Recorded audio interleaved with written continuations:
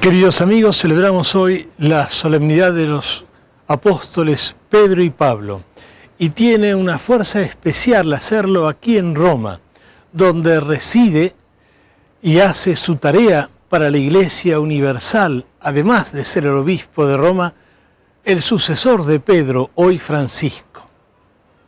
Francisco, que es un hombre de carne y huesos, con sus capacidades, con su audacia, con su inteligencia, con su astucia y sus debilidades. Un hombre que trabaja, que se alimenta, que se cansa, que se enferma, y que todo esto lo pone al servicio de Dios, como eran también los apóstoles Pablo y Pedro, cada uno con sus propias debilidades.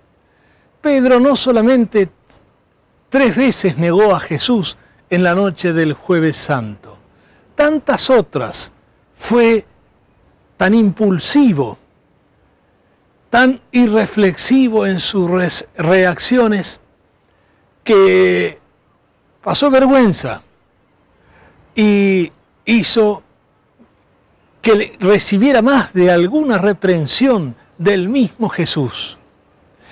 Y Pablo era un hombre lleno de audacia, hombre inteligente, culto, y sin embargo tenía miedo de predicar hasta que lo movió la fuerza del Evangelio.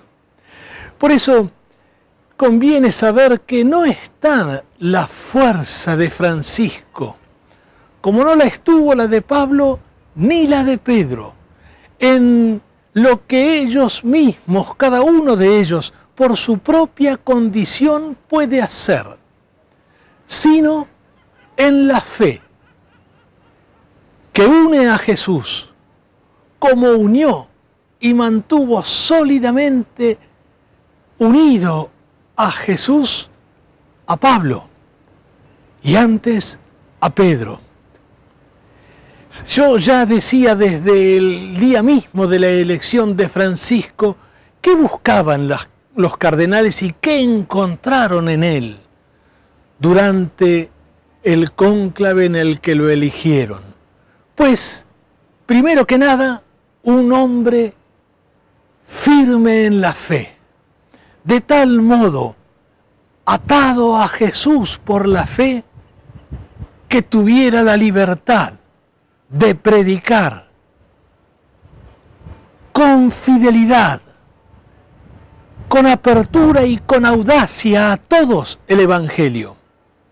Esto es lo que surge de una fe sólida, y esto es lo que hace del Papa lo que Jesús ha pedido, aquel a quien encarga confirmarnos a nosotros en la fe. La tarea del Papa entonces comienza allí donde se hace sólida su fe. Comienza en la oración, y es lo primero que hace Francisco cada día. Pero esta fe que él tiene que predicar es la que también tiene que confirmar en nosotros. Y por eso la audacia del Papa, que hace falta para ser fieles al Evangelio. Y nos muestra Francisco en su modo de hacer visible en la palabra y en los gestos coherentes con esta palabra el Evangelio de Jesús, en el que Él cree y con el que nos alimenta. Por eso tiene esta libertad de convocar a esta asamblea extraordinaria del Sínodo de los Obispos que se reunirá aquí en Roma en octubre. Algunos obispos que vendrán de todo el mundo para estudiar con Francisco los desafíos que hoy presenta el matrimonio y la familia a la predicación del Evangelio, porque esta palabra salvadora que Jesús nos ha dado, que ha confiado a la Iglesia, que tiene el Papa en sus manos junto con los obispos como misión y como tarea, también llega como una buena noticia al matrimonio y a la familia.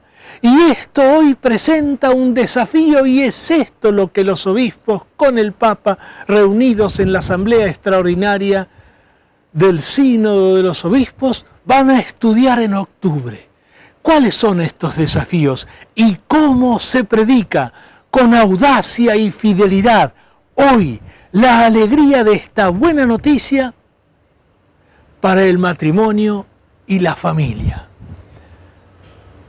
Francisco sabe bien que con sus solas fuerzas no puede.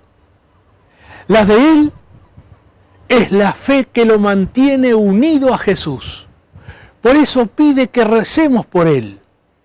Y la Iglesia desde el inicio siempre rezó unida por su pastor y unida a su pastor, como él reza por nosotros. La oración nos mantiene unidos en Jesús y en la Iglesia. La oración alimenta nuestra fe como la de Francisco. La oración entonces, como alimento de la fe, es la fortaleza de esta Iglesia llamada a anunciar una buena noticia. Y especialmente en nuestro tiempo, porque así nos convoca a hacerlo Jesús y Francisco con él. Buena noticia para el matrimonio y la familia, alimentados en la fe. Rezamos entonces por Francisco como él mismo nos pide, para que lo mantenga el Señor en la audacia y la fortaleza de la fe. Sabe bien Francisco que no es él. Por eso nos advierte tanto que de nada sirve la papolatría. No se trata de hacer del Papa un ídolo. Nada agrega esta papolatría que convierte al Papa en una figura periodística. Sabe bien Francisco que el que importa es Jesús, y que su misión es llevarnos a Jesús, y que entonces nos pide rezar por él para mantenerse él mismo fiel a Jesús. Y nosotros, con él, a Jesús, fieles al Evangelio. Una alegría que vive la Iglesia unida en la oración, rezando por Francisco especialmente en este día, para que él, en su debilidad, como la de todos nosotros, como la de Pablo y la de Pedro, tenga la fortaleza de la fe y la alegría de vivir para hacer vivir el Evangelio.